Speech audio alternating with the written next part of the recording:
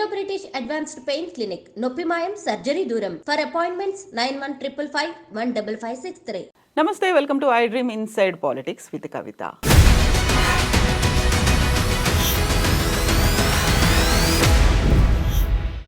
కేసీఆర్ కూతురు ఎమ్మెల్సీ కవిత మళ్ళీ రాజకీయంగా తెర ముందుకి వచ్చినట్టుగా కనిపిస్తోంది. గత 3 రోజులుగా పొలిటికల్ యాక్టివిటీలో చాలా బిజీగా కనిపిస్తున్నారు ఎమ్మెల్సీ కవిత. సో బీఆర్ఎస్ సోషల్ మీడియాను చూసినా, కవిత అభిమానుల దగ్గర నుంచి చూసినా షీ ఈజ్ బ్యాక్ అనేటువంటి మాటలు వినిపిస్తున్నాయి. కవిత నెక్స్ట్ స్టెప్ ఎలా ఉండబోతోంది, ఏం జరగబోతుంది? మనతో పాటుగా ఉన్నారు పొలిటికల్ అనలిస్ట్ ప్రకాష్ గారు. నమస్కారం అండి. సో కవిత బయటికి వచ్చిన తర్వాత, కేసీఆర్ గారిని కలిసిన తర్వాత ఆల్మోస్ట్ తన హెల్త్ ఇష్యూస్ కావచ్చు, మిగతావన్నీ కావచ్చు, ఒక 3 months గ్యాప్ అయితే తీసుకున్నారు. రాజకీయాలకు కావచ్చు, సోషల్ మీడియాకి కావచ్చు, అన్నిటికీ దూరంగా ఉన్నారు. సడన్గా అదానీ ఇష్యూ వచ్చిన తర్వాత తను ట్వీట్ చేశారు. ఆ తర్వాత బీసీ కమిషన్కి ఒక కంప్రహెన్సివ్ రిపోర్ట్ ఇస్తాము అంటూ తెలంగాణ జాగృతి తరఫున వివిధ సంఘాలతో సమావేశమయ్యారు. అండ్ ఈ రోజు కూడా చూస్తే నిమ్స్ హాస్పిటల్కి వెళ్ళారు. వాంకిడికి చెందినటువంటి విద్యార్థులు అస్వస్థతకు గురై హాస్పిటల్ పాలయ్యారు అనే దానికి సంబంధించి క్వశ్చన్ చేస్తున్నారు తను. సో నెక్స్ట్ ఎలా స్టెప్ ఉంటుంది అనుకుంటున్నారు మీరు? ఆల్రెడీ ఆమె ఎమ్మెల్సీ ఉంది. మధ్యలో ఈ ఆమె మీద ఆరోపణలు రావడము, ఎంపీ ఎలక్షన్స్ అప్పుడు ఆమె జైల్లో ఉండడము, దానివల్ల కొంత ఇన్యాక్టివిటీ ఉన్నా కూడా జైలు నుంచి రాగానే ఇమ్మీడియట్గా యాక్టివ్ కాకపోవడానికి కూడా కారణాలు ఉండొచ్చు. ఏదున్నా కూడా తెలంగాణలో ఒక డైనమిక్ లీడర్గా కవితకు ఒక గుర్తింపు ఉంది. ఆమె ఏ జిల్లా పోయినా క్రౌడ్ వస్తుంది, ఆమె అభిమానులు ఉన్నారు. ఆమె పొలిటికల్ ఎంట్రీ అనేది బిగినింగ్లో టీఆర్ఎస్ పార్టీ పరోక్షంగా సహకరించినా కూడా జాగృతి అనే ఒక ఇండిపెండెంట్ ఆర్గనైజేషన్ ద్వారా వచ్చింది. బతుకమ్మ అనే దాన్ని బాగా ప్రాచుర్యంలోకి తేవడానికి ఆమె మళ్ళీ ఒక క్యాంపెయిన్ చేసింది. ఆ గుర్తింపు తను తీసుకొచ్చుకోగలిగింది. బతుకమ్మ వల్ల తన గుర్తింపు వచ్చిందని చెప్పొచ్చు. తెలంగాణ అనేదాన్ని బతుకమ్మకు జోడించి ఒక ఉద్యమ రూపంగా బతుకమ్మను ఒక ప్రతీకగా అందరినీ ఏకం చేయడము, ఆ ఫెస్టివల్ చాలా పెద్ద ఎత్తున జరుపుకోవడానికి ఆమె సహకరించడం. ఇక్కడే కాకుండా విదేశాలలో కూడా ప్రతి బతుకమ్మకు ఏదో ఒక దేశానికి పోయి ఆమె అక్కడ కూడా తెలుగు వాళ్ళను, పర్టికులర్గా తెలంగాణ వాళ్ళను ఒక్కటి చేయడము, జాగృతి శాఖలను ఏర్పాటు చేసింది. ఒక స్టేజ్లో అంటే తెలంగాణలో టీఆర్ఎస్ పాలన వచ్చిన తర్వాత ఆమె రకరకాల వింగ్స్ని ఏర్పాటు చేయడం మొదలుపెట్టింది. అంటే జాగృతి అనేది ఒక వింగ్ ఉంటే బాగుంటుంది, మళ్ళీ అందులో యూత్ వింగ్ అని, మహిళా వింగ్ అని, కార్మిక శాఖ అని ఇట్లాంటివన్నీ పెట్టేసరికి ఒక డిస్టర్బెన్స్ అవుతుందని భావించినట్టున్నారు కేసీఆర్ గారు. అవన్నీ రద్దు చేశారు. ఒకే ఒక నిర్ణయంతో అన్ని శాఖలు రద్దు అయినాయి. తర్వాత మళ్ళీ ఆమె బీసీల వాదాన్ని ఎత్తుకొని అరెస్ట్ కంటే ముందు మళ్ళీ తెలంగాణ జిల్లాలలో కొన్ని సెమినార్స్ ఏర్పాటు చేశారు. ఫస్ట్ హైదరాబాద్లోనే అసెంబ్లీలో జ్యోతిబా పూలే విగ్రహం పెట్టాలి ఆ నినాదంతో మొదలుపెట్టారు. ఆమె స్పీకర్ కూడా కలిసి ఆమె వినతి పత్రం ఇవ్వడము. సో కాంగ్రెస్ గవర్నమెంట్ వచ్చిన తర్వాత ఈ నినాదాన్ని ఆమె టేకప్ చేశారు.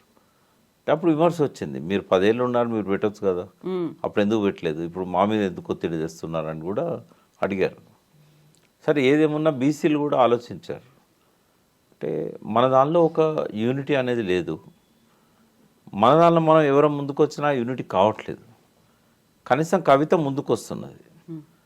జ్యోతిబా పూలే విగ్రహం పెట్టడం అనేది ఒక మంచి నిర్ణయం. అది ఆమె అంబేద్కర్ విగ్రహానికి ఆమె ఎట్లయితే సహకరించారో అసెంబ్లీలో ఏర్పాటు చేయడానికి జ్యోతిబా పూలే విగ్రహానికి కూడా ఆమె సహకరిస్తానంటున్నారు. మనం ఎందుకు సపోర్ట్ చేయకూడదు? నన్ను కూడా రిక్వెస్ట్ చేసింది. అప్పుడు నేను కూడా అటెండ్ అయినాను, ఒక 3 meetings అటెండ్ అయినాను. బీసీలలో కొంత అక్కడక్కడ వ్యతిరేకత వచ్చినా కూడా, అంటే మనకు ఆమె ఏంది నాయకత్వం వహించేది ఈ మూమెంట్కి, మనం చేసుకోవచ్చు కదా, అంటే మన లోపల ఐక్యత లేదు, ఇప్పటివరకు ఆ నినాదం మనం ఇవ్వలేదు. కాబట్టి ఎవరు ముందుకు వచ్చినా మనం తీసుకోవడంలో తప్పలేదని మేమంతా కన్విన్స్ చేసే ప్రయత్నం చేశాం. ఆ మూమెంట్ నడుస్తున్న టైంలో ఆమె అరెస్ట్ అయింది. కాబట్టి ఆ బీసీ వాదాన్ని ఆమె ఇప్పుడు ఎత్తుకోవడం కాదు, బీసీల ఇష్యూస్ను జైలు పోకముందు ఎత్తుకున్నది ఆమె. ఈ కాంగ్రెస్ గవర్నమెంట్ వచ్చిన తర్వాత ఎత్తుకున్నది. అయితే నిన్న జరిగిన సమావేశంలో కూడా ఆమె బీసీ కులగణనకు సంబంధించిన అంశాలు లేవనెత్తింది. రిజర్వేషన్స్ విషయంలో కూడా చాలా రోజుల నుంచి బీసీలలో ఆ డిమాండ్ అనేది వస్తున్నది. టీఆర్ఎస్ గవర్నమెంట్ ఉన్నప్పుడే తగ్గినాయి అవి, 23% తగ్గినాయి లోకల్ బాడీస్లలో. సో మళ్ళీ పెంచాలి అనే డిమాండ్ ఒకటి ఆమె తీసుకోవడం అనేది కొంత బీసీలను పోలరైజ్ చేయడంలో, దాంతోపాటు ఇంకొక నినాదం కూడా ఇవ్వాలి ఆమె. ఈ ఈబీసీ వాళ్ళకు ఇప్పుడు ఉన్నది 10% లోపు, 10% రిజర్వేషన్స్ పెట్టుకున్నారు.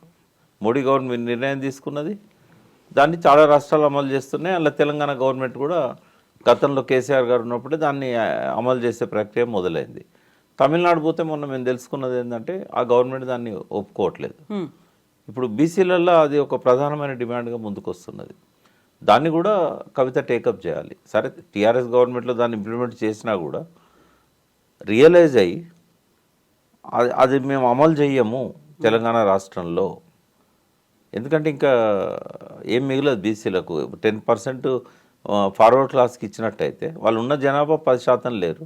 ఆ 10%కి 10% రిజర్వేషన్స్ ఇచ్చినట్టయితే ఇప్పుడు ఏం జరుగుతుందంటే బీసీ క్యాండిడేట్కి 60% పైన మార్క్స్ వచ్చినా కూడా 35% వచ్చిన ఈ ఫార్వర్డ్ క్లాస్ వాడు ఈబీసీ రిజర్వేషన్ పెట్టుకొని కొట్టుకుపోతున్నాడు. ఆ అన్యాయం అనేది జరుగుతూ ఉంది ఉద్యోగాలలో కానీ హయ్యర్ ఎడ్యుకేషన్లో కానీ. ఆ సీట్లలో ప్రధానంగా వివక్ష కొనసాగుతూ ఉంది. కాబట్టి ఇది బర్నింగ్ డిమాండ్గా ఉన్నది. కవిత గారు కులగణన దానికి సంబంధించిన రిపోర్ట్తో పాటుగా ఈ డిమాండ్ తీసుకున్నట్టయితే బీసీలంతా కూడా పోలరైజ్ అయ్యే అవకాశం ఉంటుంది, కలిసి పనిచేసే అవకాశం ఉంటుంది ఆమెతోని. ఇప్పుడు రిజర్వేషన్లలో బీసీలకు సంబంధించి అంటే లోకల్ బాడీస్లో బీసీల రిజర్వేషన్ను కూడా పెంచాలి అనేటువంటి ఒక డిమాండ్ చేయబోతున్నాను, బీసీ కమిషన్ని కలుస్తాను అనేది కూడా తను ట్వీట్ చేశారు. అదే అది కూడా ఇంపాక్ట్ ఉంటుంది ఇప్పుడు, ఎందుకంటే నెక్స్ట్ వచ్చేది ఎలక్షన్స్ అవే కదా లోకల్ బాడీస్. సరే ఇక్కడ మనం సబ్జెక్టివ్గా చూడాల్సింది ఏంటంటే మళ్ళీ కవిత యాక్టివ్ అవుతున్నది. అవును, మళ్ళీ కవిత యాక్టివ్గా పాలిటిక్స్లోకి రావడం వల్ల అది బీఆర్ఎస్కి అనుకూలంగా లాభించే అంశం. అది ఆమె ఒక అగ్రెసివ్ లీడర్. జైలు పోవడం వల్ల పెద్దగా మసకబారిందని నేను అనుకోను, ఎందుకంటే అదేమీ ఆరోపణలు పెద్దగా రుజువు కాలేదు. వీళ్ళు ఎన్ని ఆరోపణలు చేసినా బెయిల్ కోసం బీజేపీతో కుమ్మక్క అయిందన్నా ఏమైనా జనమేం నమ్మలేదు, అది వాస్తవం కాదని చెప్పి అనుకున్నారు.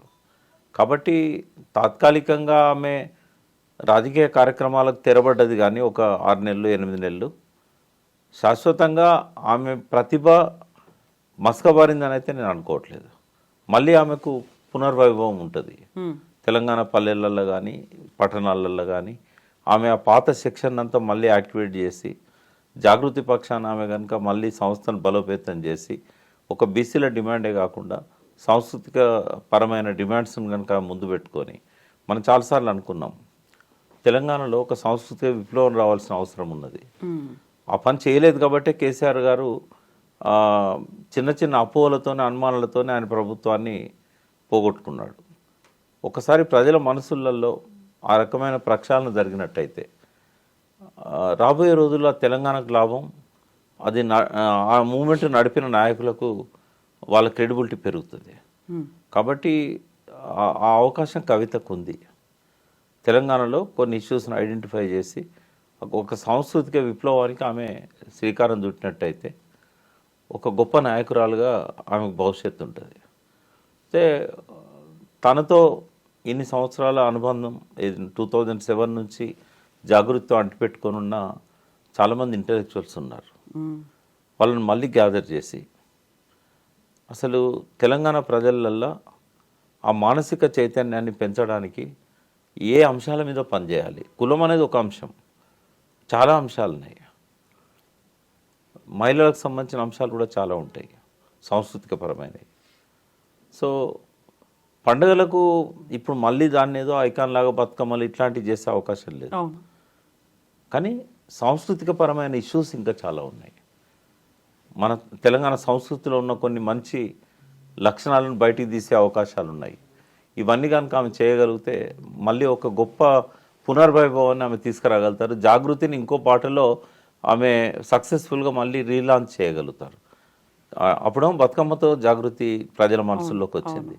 ఇప్పుడు ఆ సాంస్కృతిక చైతన్యాన్ని ఇచ్చే విధంగా ఏది అవసరం ప్రజలకు. ఫర్ ఎగ్జాంపుల్ నేను కొన్ని చెప్తాను మీకు. ఇప్పుడు మూఢనమ్మకాలు ఇంకా గ్రామాలలో ఉన్నాయి. ఆ మూఢనమ్మకాలు తగ్గుతాయి అనుకున్నాం. ఎడ్యుకేషన్ పెరుగుతున్నా కూడా మూఢనమ్మకాలు కూడా పెరుగుతున్నాయి. చదువుకున్నవాడు కూడా ఆ నమ్మకాలను అట్లే అంటిపెట్టుకుంటున్నాడు.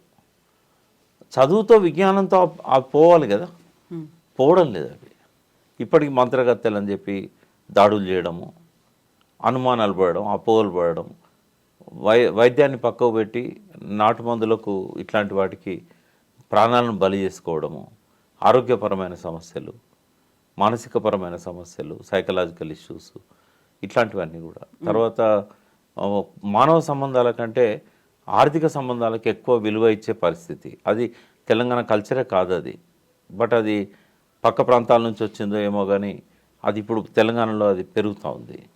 తర్వాత స్త్రీని గౌరవించే సంస్కృతి, భారతీయ సంస్కృతిని పునరుద్ధరిస్తా అన్న ఆర్ఎస్ఎస్ కానీ మోడీ కానీ చేయలేని పనులు అవి. తర్వాత ఇవాళ వస్తున్న ప్రత్యామ్నాయ సంస్కృతి ఏదైతే స్టార్ కల్చర్ ఉందో, ఈ కల్చర్కి అగెనిస్ట్గా విద్యార్థులను చిన్న వయసులో ఉన్న పిల్లల దగ్గర నుంచి పెద్దవాళ్ళ దాకా ఒక ప్రత్యామ్నాయ సంస్కృతి పేరుతోని విష సంస్కృతి మన మీద ఎట్లయితే ప్రతిరోజు సెల్ ఫోన్ల ద్వారా కానీ ఈ శాటిలైట్ ఛానళ్ళ ద్వారా కానీ మన మీద విశృంఖలంగా దాడి చేస్తున్నదో దానికి వ్యతిరేకమైన పోరాటంతో అది పోద్దని నేను అన్నాను. కానీ ఒక భావజాల వ్యాప్తి జరగాల్సిన అవసరం ఉంది, మళ్ళీ జాగృతం చేయాల్సిన అవసరం ఉన్నది. అంటే జయశంకర్ గారు ఒక చనిపోయే ముందు ఒకసారి డిస్కషన్లో నాతో అన్నారు, ఈ కవిత ఎక్కువ పాలిటిక్స్ మీద కాకుండా ఇటువైపు దృష్టి పెడితే బాగుంటుంది. ఎట్లయితే ఆమె జాగృతి పేరుతోని బతుకమ్మ ఇట్లాంటి ఐకాన్స్ని తీసుకొచ్చి ఉద్యమాన్ని జోడించిందో, తెలంగాణ వచ్చిన తర్వాత కూడా ఈ కృషి కొనసాగాల. She is the right person అని చెప్పాడు ఆయన. నేను రాశాను కూడా ఆర్టికల్ అప్పుడు ఆయన చనిపోయినప్పుడు, తెలంగాణ రాలేపటికి 2011లో కవిత గురించి రాశారు, ఆయన చెప్పింది రాశాను నేను. అంటే ఆ వైపుగా కవితను ఎదగాలని కోరుకుంటున్నాం. అట్లాంటి ఇష్యూస్ తీసుకొని ఆమె ఒక ఐకాన్ లాగా డెవలప్ కావాలి. తండ్రి తాడు బిడ్డగా రాజకీయాలలో ఏం మాట్లాడినా కూడా ఆమె విలువ అనేది ఒక స్టేజ్కి వచ్చి అక్కడ ఆగిపోతుంది. బట్ ఈ పని చేస్తే తండ్రి కంటే ఎక్కువగా ఎదిగే అవకాశం ఆమెకు వస్తుంది. ఈ మంత్రి పదవులు, ముఖ్యమంత్రి పదవుల మీద ఆశలు పక్కకు పెట్టి అది కాదు టార్గెట్, అది అట్లా చేయకూడదు. ఇప్పుడు ఒక రోల్ కావాలి. ఆమె కొంత దూరం అందులో ప్రయాణం చేసింది కాబట్టి she is the right person. ఇంకా అందరిలాగా కొట్టుకపోవడం కాదు. ఎంతమంది ముఖ్యమంత్రులను ఈ ప్రజలు గుర్తుపెట్టుకుంటారమ్మా? ఆంధ్రప్రదేశ్ సమైక్య రాష్ట్రంలో ఎంతోమంది ముఖ్యమంత్రులు పరిపాలన చేశారు. ఇప్పుడు అడిగితే ఎవరినన్నా పేరు అడిగితే గుర్తుపెట్టుకునే పరిస్థితి ఉందా? ఇవాళ కావాల్సిన ముఖ్యమంత్రులు కాదు, సంఘ సంస్కర్తలు కావాలి. ఈ సమాజంలో ఉన్న రుగ్మతలను పోగొట్టి ప్రజల లోపల మానసిక చైతన్యాన్ని, భావజాల వ్యాప్తిని తీసుకుపోగలిగే వాళ్ళు కావాలి. 4 కాలాల పాటు ఆమె తెలంగాణ చరిత్రలో మిగిలిపోతుంది. వాళ్ళ కుటుంబం నుంచి ఎవరు ముఖ్యమంత్రి అయినా పరగబడేది ఏముంటుంది? కేసీఆర్ కంటే పెద్ద ముఖ్యమంత్రి అయితే వాళ్ళ కుటుంబం నుంచి రారు కదా. కాబట్టి ఆ పదవుల కంటే కూడా సంస్కృతి మీద, సాంస్కృతిక పునర్వైభవం కోసం, సాంస్కృతిక పునర్జీవనం కోసం, తెలంగాణ కల్చర్లో ఉన్న మంచిని పైకి లేపి ఇప్పుడైతే దాడి చేస్తున్న విష సంస్కృతికి వ్యతిరేకంగా జాగృతిని పెంచుకుంటే బాగుంటుంది తప్ప కేవలం పొలిటికల్ ఇష్యూస్, కులగణన అనేది పొలిటికల్ ఇష్యూ, వాటికి పరిమితం కావద్దని ఆమెకు నేను మీ ద్వారా విజ్ఞప్తి చేస్తాను. ఎస్ ప్రకాష్ గారు, థ్యాంక్ యూ సో మచ్ అండి. Thank you.